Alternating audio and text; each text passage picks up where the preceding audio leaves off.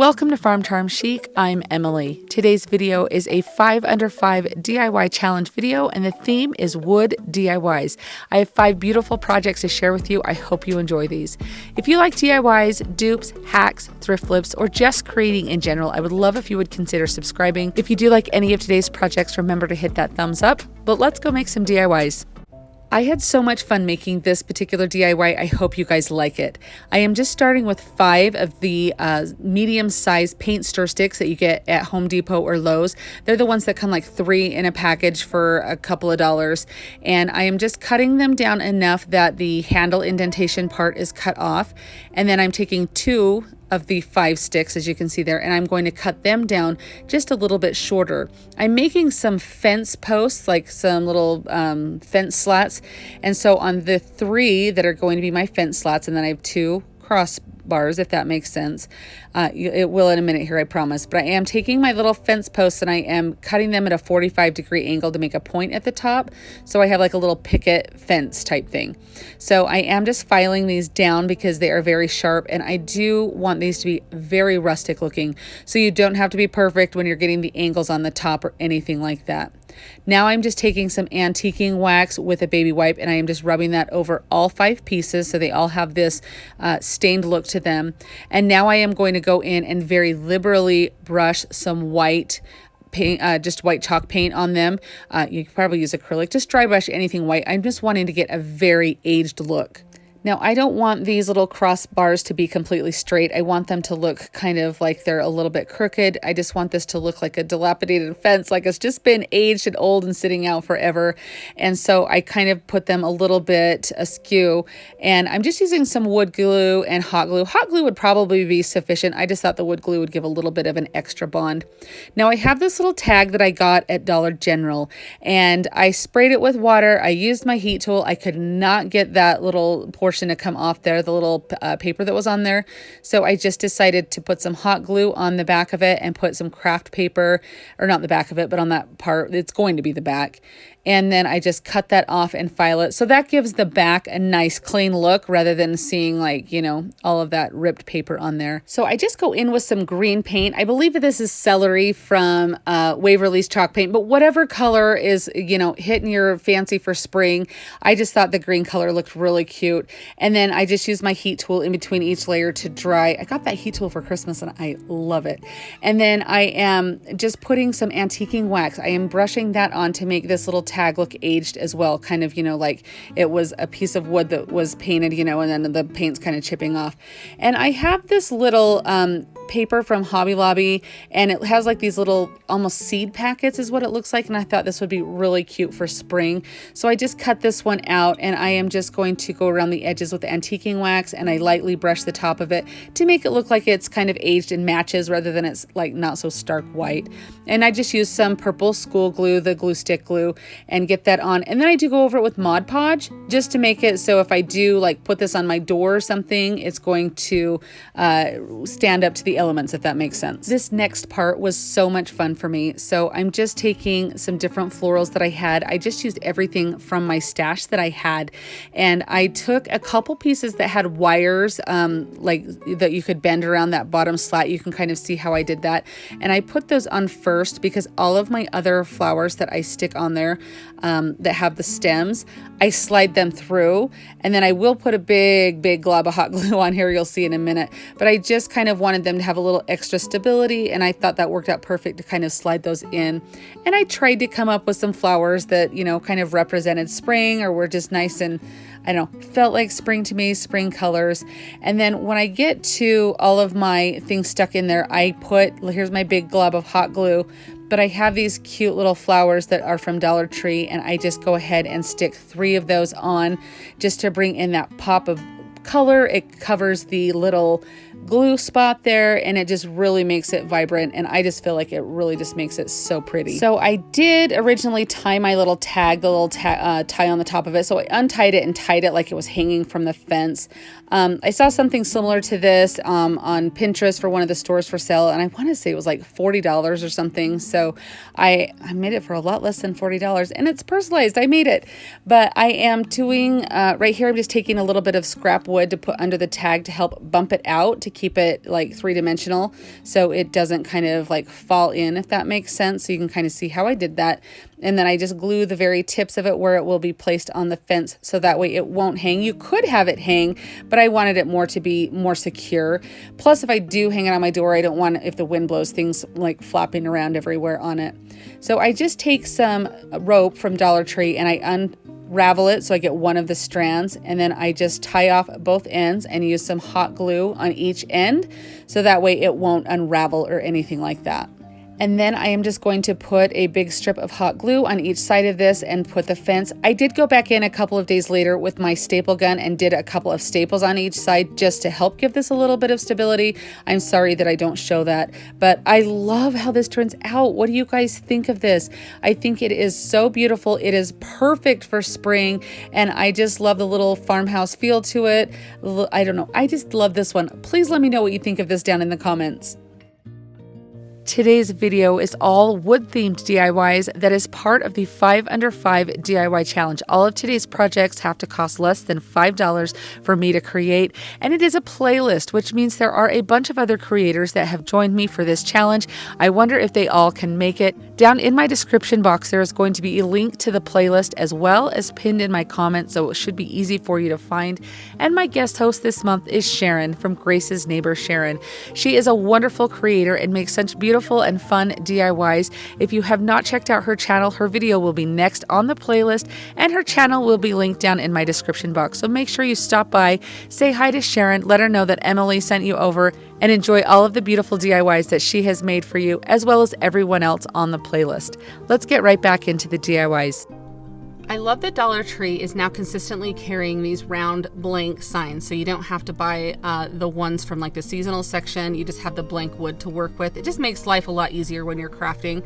So I took the twine off of this and I just gave it a good coat of white paint, so you'll just do whatever base color you want. And I am a big fan of like the ticking stripes. You guys know that I do that a lot. I love that in the farmhouse decor. Kind of adds kind of almost like a French country vibe to it also. But I just thought I saw a sign similar to this on Pinterest, and I thought, you know what, I really like that. I think I can do that myself. So I just had all these pieces on hand since I'm crafting from my stash for this DIY, and so I thought it would be really fun. This washi tape from Dollar Tree works really well to do your stenciling like this with. You just want to make sure that you have it pressed down well enough to make sure that no paint seeps underneath it. Now this paint is kind of close to the pool color or Robin's of Waverly, or like the Robin's egg color in Dixie Belle. I mixed it myself just with colors that I had. But any color that you want to use obviously is going to work for this, but I didn't have either of those colors on hand, so I tried my best to create them because I do love that kind of lighter bluish green tone.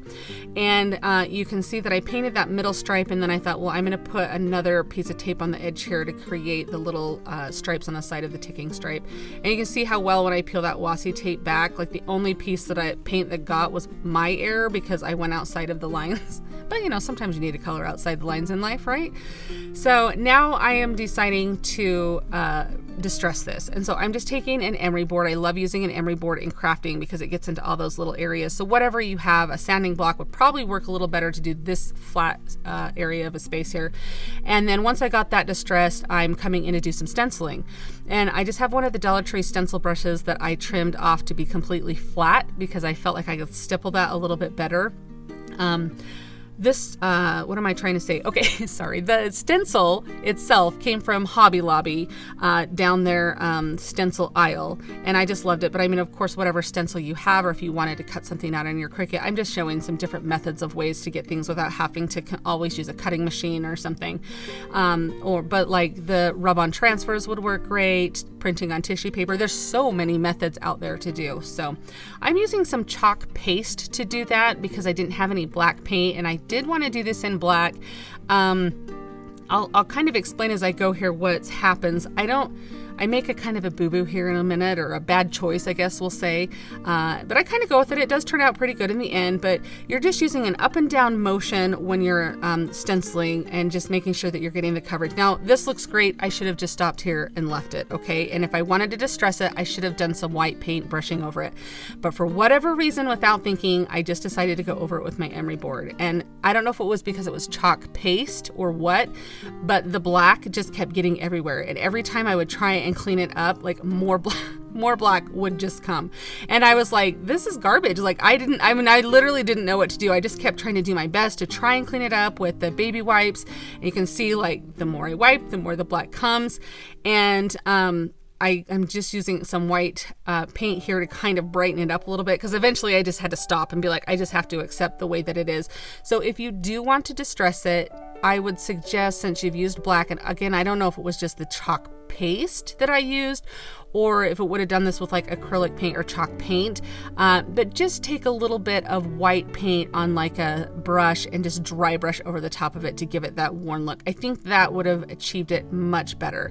But I mean, it doesn't look awful. I mean, it actually looks pretty decent, but just with the process of how it was happening, I was a little disappointed that I'd made that decision. So again, learn from my mistakes, or if you like the way it looks, copy it exactly, I guess.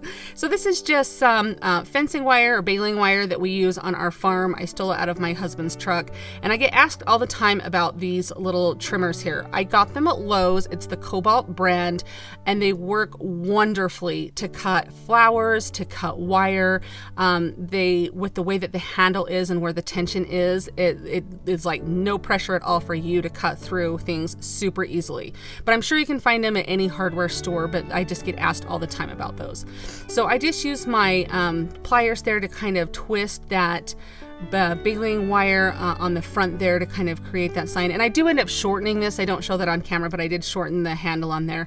But overall, I think this looks really good. It's got that really faded, aged look, even though I didn't love the process that it went through. I think all in all, I'm going to hang this on my pantry door in my kitchen because I love to do that. I'll layer it maybe on a wreath. I just think it turned out really cute and very rustic looking. What do you guys think of this one? So for this cute little sign, I'm just taking a square piece of wood. You could do whatever shape. You can use a Dollar Tree sign. You can use a scrap piece of wood. And then I have these little teeny shapes that I got in a bag of different shapes at Hobby Lobby in their wood section. It was like $3.99, I think, for an entire bag. You get a ton of different shapes. So I'm just taking, they look like little petals to me, so I'm going to use them for some flowers. And I'm just giving the background a complete coat of paint. You can do this whatever color you would like. So I want this to have a really distressed look, so I dipped my chip brush in some white chalk paint, and then I am just going very slowly up and down and lightly, just enough to kind of let that paint go on there. Once you do that, you do not want to go over it until the paint is completely dry, or it will smudge it more. So I just kind of go around the edges there, and then I use my heat tool and let this completely dry, and then I go back and do it in the opposite direction to give this a more weathered look. I just love the way this looks. You guys know I love distressing. I know that's a very personal preference, so of course you'll do this as much or as little as you want on your projects. And I even go in with a little bit of blue paint on my brush and go over if it got heavy with white in some areas. And then if I feel like I got a little too much blue, I go back with some white, back and forth until you get the desired texture that you want. I take 3 of these little wood petals and I paint 3 of them red, and I am just going to go around the edges with a little bit of white offset because I want there to be some dimension to these when I glue these together. They're going to be tulips, so I want these petals, when they're glued on top of one another, to show up really well. And then I do the same thing, although I do yellow because yellow and red tulips are 2 of my favorites, and I just love those colors.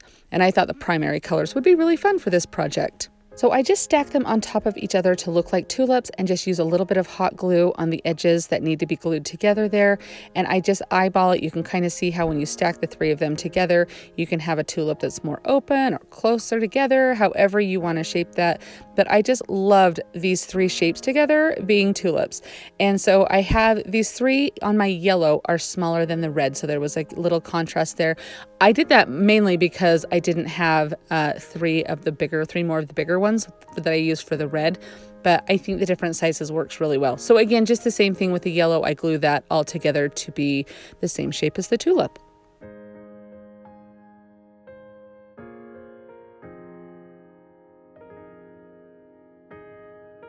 So now I am going to put these onto my background. So I just kind of layer them the way that I want them. And then I start with gluing the red one down first because I want to layer that yellow one on top. And so I just set them kind of, a little bit like tilted on there together. I thought they just looked so darling, those cute little tulips. Now you could easily leave this sign the way that it was. I did cut out some words that said fresh picked tulips to put on here. Again, you guys know I don't freehand anything on here, so if you can freehand or anything, that is great. Go ahead and do that if you would like.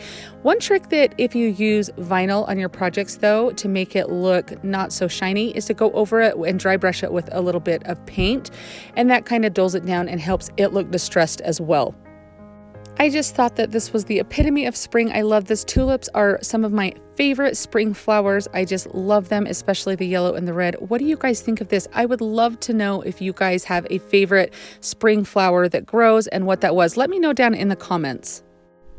Every once in a while, you need a DIY or a craft or a flip that is super quick and easy, but turns out absolutely darling. And this is exactly that. I picked this tag up at Hobby Lobby's clearance. It was like less than $2. But you guys, Dollar Tree has tags, and so does Dollar General. You can get tags anywhere to make cute little signs like this, but I loved that it had the ticking stripe already on it, and I wanted to try and save that. And I also wanted to save this twine because it was a very good quality of twine, and I love how they had it tied. And so it was just a matter of untying it, and then I was able to pull that off. Now on the back side of this, there was quite a few stickers on there, so I just used my heat gun to zap those and get those off. And then I'm just sanding off the word kitchen. Now this is black paint that this is painted on with, and so it's going to maybe not sand the best, but that is the best way I could think of to get this off of here. And I was just trying to avoid that ticking stripe because I really just wanted to leave it on there. Like I said, I wanted to do as like the most minimal on this, but make it look very different than it did in the beginning. Kind of have the same vibe, but I just didn't need it to say kitchen. So I'm just very carefully taking my brush. This is just some white chalk paint that I have on here. And I'm just going to very carefully go up to that ticking stripe and then paint down towards the tie on the sign there on the little tag. That way I can keep that ticking stripe and I can cover it up with that paint. And I do go over all of the sides as well and just recoat this with that paint.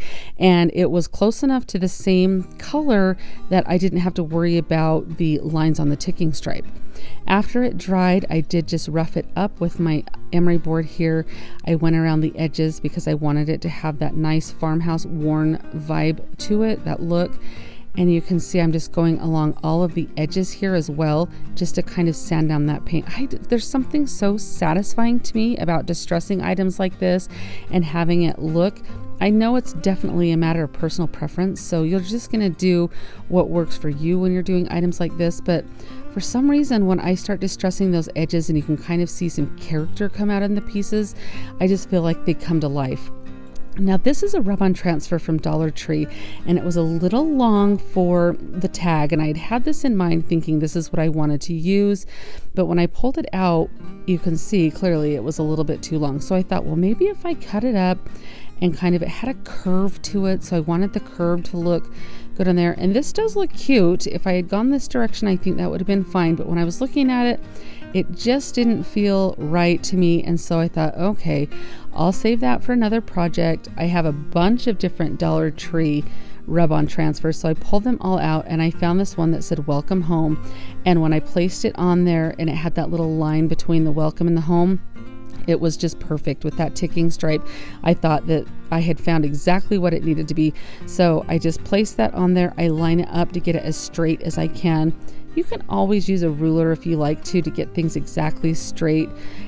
I feel like I do a pretty good job just kind of eyeballing it, but I'm just using just a little piece of wood here, like a crafting stick or something like that, to rub this on. It comes on, or it rubs on extremely easy, and you just go back and forth until that design is completely, and you can see as you're rubbing it, it transferring onto your surface, so you'll know when to peel it back. After I peeled that back, I took my little piece of wood here and I just kind of made a couple little scratches into it to kind of give it a little bit of a different aged look. Again, I don't know that I would do that again if I was to make this over, but it just, in the moment, it felt like something I wanted to do, so I just went with it. And now I'm just taking my brush that I used to paint the tag. The paint in it was fairly dry, and I'm just going over that rub-on transfer. That's going to make it look a little bit aged. It's not going to be so shiny. It's going to look like it was printed directly onto this tag here. And I also go over the ticking stripe as well to give it a little bit of a worn look. look. And then I'm just going to re-put on this twine here. You guys, this is so simple. I mean, I just fed it back through and tied it exactly the way that it came. That's all it took for this simple little flip. I think it turned out darling. You guys are going to have to let me know down in the comments what you think of this one, because I really love this thicker tag. I think it turned out beautiful. But I think the thin tags that you get like at Dollar Tree or Dollar General, you could make something super cute as well. Embellish it however you want, and it's going to be perfect to have as a little accent piece in my decor. I have a small love for birds. Okay, it's not a small love, it's actually a large love. I just love using birds in my decor. I feel like not only do they work for springtime, but I can use them anytime. So my tiered tray today is going to be completely like bird themed, but not over the top. Not everything's going to do specifically with birds. But I have this little wooden house. This came from Joann's, but they do have these at Dollar Tree. You can find them at Walmart. And I just pulled the little knot on the top of it out, and I'm just going to give this a nice paint job. So I painted the base of it white, and then I'm going to use this copper paint on the roof. And then on the little base of it here, I just add a little bit of black paint. But I mean, whatever colors you want to do for a birdhouse, I mean, they're just so fun to kind of personalize. Now, I wanted to try on this copper paint to see if I sprayed my patina spray, if I could get it to work. I didn't do the full process with the primer and everything, but it still worked pretty good. So I was pretty happy with how it came out. Now around the little hole on the entrance of my birdhouse, there's this little flower design. So I just took some reindeer moss and cut that up really small. I thought it would be kind of fun to have a little textural element to look like a little wreath around the entrance to this little bird's home. So I just put some hot glue down, and then I'm just going to gently, if you need to wear finger protectors to do this so you don't burn your fingers, I'm just so used to doing this now that it doesn't really bother me. But I just push that little reindeer moss all around, and then you kind of just want to like look at it after you get your first little sprinkling of the reindeer moss. Maybe you need to add a little bit more glue, add a little bit more of the moss on there. Just get it as full as you want, and then just remember in between each little layer that you're going to go in with your scissors, and you're just going to kind of clean it up a bit around the edge. Make sure that the entrance there is, like you can see here, I'm doing that. Just make sure that the entrance looks completely open and it just looks nice and manicured, like a beautiful little wreath. Since I took out the little hanging portion on this birdhouse, I was left with a little hole in the top there. I'm always like trying to figure out what to do with that. I don't love the hanging tag on it, so I really just tried to decide. I ended up pounding with my rubber mallet a little bead that fit into there, nice and secure, and I just painted it a copper color. And then I have these little finials that I got on Amazon. I'll link them in my description box. But I painted it black, and I just decided to glue that on the top of the bead there to kind of give a nice little finished look to the birdhouse. I don't know, what do you guys think? Do you like that? Would you just have left it plain, left it with a hole in there? Sometimes you can use some spackling to cover it up or something like that. But overall, I think this birdhouse turns out really cute. It's going to look so fun on a little tiered tray, the perfect home for any little bird.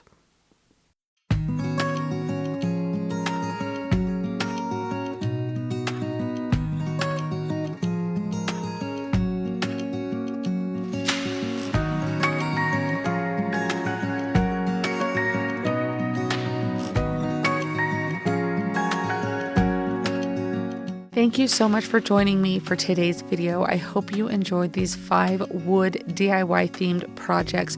Remember that this is part of a playlist. Thank you again to Sharon from Grace's Neighbor Sharon for joining me as my guest host. I'm going to have that playlist link down in my description box as well as pinned in my comments, so it's easy for you to find.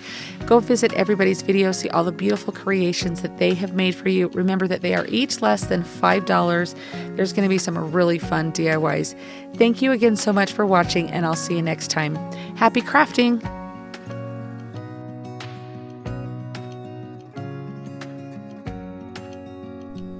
If you like the video that you just saw and you want to keep crafting together, here's another video that you might enjoy. And as always, remember to like and subscribe.